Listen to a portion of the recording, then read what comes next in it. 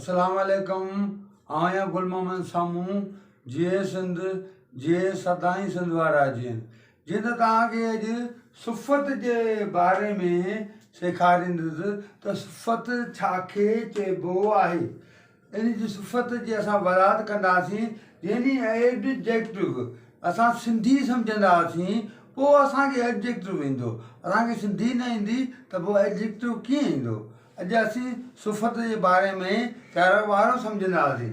जीअं त सुफ़त जी मैना आहे साराह, वाखाण या तारीफ़।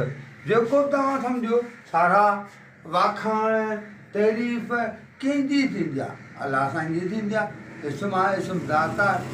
जीअं अहिड़े नमूने सां वस्फ़ मूं लिखी आहे त जुमिले में इस्म या ज़मीर जो गुण, अवगुण, क़िस्म, क़द, अंदाज़ या मक़दार ॾेखारे अहिड़नि लफ़्ज़नि खे सुफ़त चइबो आहे। सम्झी विया प्यार वारो।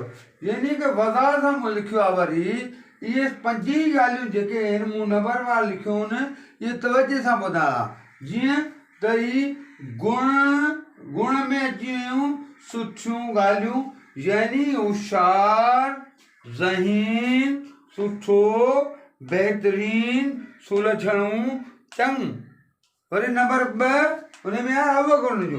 हाणे इस्म जो जेको ज़मीरनि जो वाखाण थी, पर इस्मनि ऐं ज़मीरनि जी गिरा बि थींदी आहे, उनखे चइबो आहे अवगुण। अवगुण छा चइबो आहे? अवगुण ख़राब, सुस्त, मेरो। ऐं उन जुमिलो में लिखियो अंब किन्नू आहे। हाणे अंब आहे, इन जो छा ॾेखारींदो आहे? अवगुण कुन्नू। ही हिन जो छा आहे? अवगुण आहे।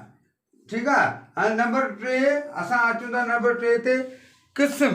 हाणे क़िस्म असीं सम्झंदासीं त पैनकारी आहे। हाणे जेका कारी आहे इहो हुनजो क़िस्म आहे। छा आहे? इहो जेका कारी आहे इहो हुनजो क़िस्म आहे। हीअ कारी लफ़्ज़ आहे, इहो हुनजो क़िस्म आहे।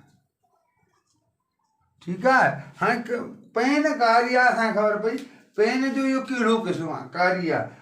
अंब चोसो आहे। हाणे ॾिसो अंब त इलाही क़िस्मनि जा हूंदा आहिनि। सिंधड़ी अंब, लंगड़ो अंब, अंब दमड़ी अंब आहिनि, पर उन्हनि जो क़िस्म कहिड़ो आहे? असीं उनखे सम्झूं त हिते मूं हिकिड़ो जुमिलो लिखियो आहे त अंब चोसो आहे। सिंधड़ी बि अंब थींदो आहे, लंगड़ो बि थींदो आहे, त हिते मूं चोसे आहे। त हीअ हिन जो क़िस्म आहे। छा आहे हिन जो? क़िस्म आहे। छा आहे हिन जो? क़िस्म। हाणे छा आहे? अंब चोसो आहे, हिन जो क़िस्म आहे। हाणे असांखे ख़बर पई त क़िस्म में बि जेके शयूं बाबा अहिड़ी तरह सां वणनि जा नाला हुजनि। ठीकु आहे। हाणे मिसाल ॻाल्हि त बाबा अंब जेको सो हीअ मैं कारी आहे, हीअ मैं भूरी आहे, हीअ बकरी जेका त टिली आहे, हीअ बकरी मोॾी आहे। त अहिड़े नमूने त हुनजो क़िस्म आहे। असीं हुन क़िस्म खे सम्झूं पहिरीं त क़िस्म आहे छा, त असांखे ख़बर पवंदी त अॼु सिंधी में तव्हांखे वज़ाहत सां सम्झायां थो त क़िस्म तव्हां सम्झी वञो।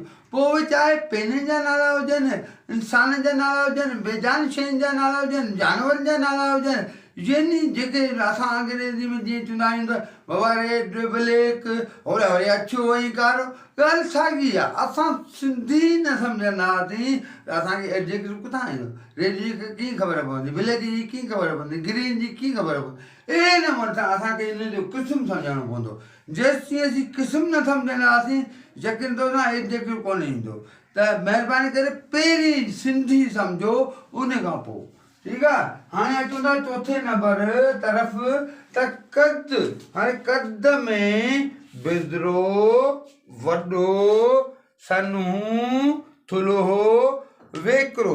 हाणे क़द माण्हू चवंदा बाबा हीउ माण्हू गुल मोहम्मद बिदरो आहे, गुल मुनीर ढुगो आहे, इहो हुनजो क़द आहे। या मोहम्मद हसन सन्हो आहे, इहो हुनजो आहे जेको त क़द में ॻाल्हि अचे। हीउ माण्हू जेको सो थुल्हो आहे, इहो उनजो अचे थो। वाण जेको ॿिॿिरे जो वेकिरो आहे, इहो हुनजो क़द में अचे थो।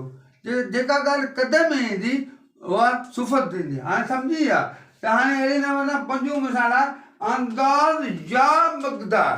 हाणे अंदाज़ में मूं 1 5 10 100 1000 यानी ॻणप वारी शयूं 1 खां वठी लखनि ताईं जेके बि शयूं ईंदियूं अंदाज़ में ईंदियूं उनखे बि सुफ़त चइबो आहे। ॻाल्हि ख़तमु। ऐं मक़दार हाणे जेको मक़दार में लिखियो आहे असांखे ख़बर आहे असीं वठंदा आहियूं सामान वरी पाउ ॾे या अधु किलो ॾे किलो ॾे मण ॾे त इहो असांखे ख़बर पए त मक़दार आहे बाबा तोलो ॾे मक़दार जी ख़बर पए या पाणीअ जी ख़बर पवंदी त इहे सभु ॻाल्हियूं छा में ईंदियूं अंदाज़ ऐं मक़दार में ईंदियूं ऐं सुफ़त हुनखे चइबो आहे। हाणे इहे सभु ॼाण गुण अवगुण क़िस्म अंदाज़ मक़दार अंदाज़ या मक़दार ॾेखारे इहे शयूं सभु सुफ़त में आहिनि।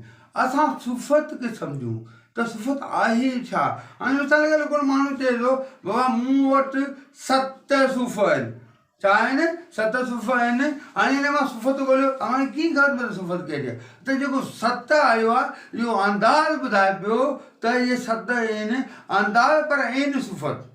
अहिड़े नमूने सां असांखे चयो बाबा अहमद वारी मैं भूरी आहे इन मां सुफ़त ॻोल्हियो कीअं असांखे ख़बर पवंदी त इहो हुनजो क़िस्म आहे। उहो हुनजी मैं जो क़िस्म आहे भूरी जेका आहे उहो हुनजी क़िस्म आहे। ॻाल्हि ख़तमु। त असांखे अहिड़े नमूने सां जेकॾहिं सुफ़त न सिंधी में सम्झ में ईंदी त पोइ असांखे एडजेक्टिव कोन सम्झ में ईंदो। हाणे जेको नेक्स्ट मुंहिंजो जेको ईंदो लेक्चर उहो एडजेक्टिव ईंदो। छाजो सिंधीअ सां पहिरीं तवजह सां ॿुधूं सिखूं हुनखे सम्झूं त अहिड़े नमूने सां तव्हां बाक़ाइदे अंग्रेज़ी में सम्झी वेंदा। जीअं उहो मिसाल तव्हांखे ॾियां थो पेन इज़ ब्लैक। पेन उनजो छा हो क़िस्म हो छा हो ब्लैक मतिलबु हेॾा कन जेको आहे सो सुफ़त जो आहे हेॾा कन जेको आहे एडजेक्टिव आहे। हा कुझु ॻाल्हियूं ॿियूं बि आहिनि पर असां सिंधी सम्झूं असीं सिंधी माण्हू सिंधी असांखे व्याकरण न ईंदी पोइ अंग्रेज़ी कीअं ईंदी बाबा प्यारा भरो इन करे पहिरीं सिंधी लाज़मी आहे। सिंधी असांखे सिखूं त हे 5 ॻाल्हियुनि जो तव्हां तवजो ॾियो गुण अवगुण क़िस्म क़द अंदाज़ या मक़दार त इहो सम्झंदा ॾिसंदा ॿुधंदा वधां मूं लिखियो आहे। अञा जेकॾहिं तव्हांखे सम्झ में ॻाल्हि न अचे त तव्हां पंहिंजा व्यूज़ ॾियो कमेंट्स ॾियो ऐं अञा सुहिणे नमूने सां सिंधी सम्झायां त अहिड़े नमूने सां मुंहिंजो जेको हाणे नेक्स्ट ईंदो लेक्चर उहो एडजेक्टिव हूंदो पर हिनखे महिरबानी करे हिनखे सुफ़त खे ज़रूरु सम्झा। जेकॾहिं तव्हां इहा सुफ़त सम्झी विया त पोइ तव्हांखे एडजेक्टिव सवलो लॻंदो। ऐं अस्सलाम वालेकुम। जय सिंध वारा जीअं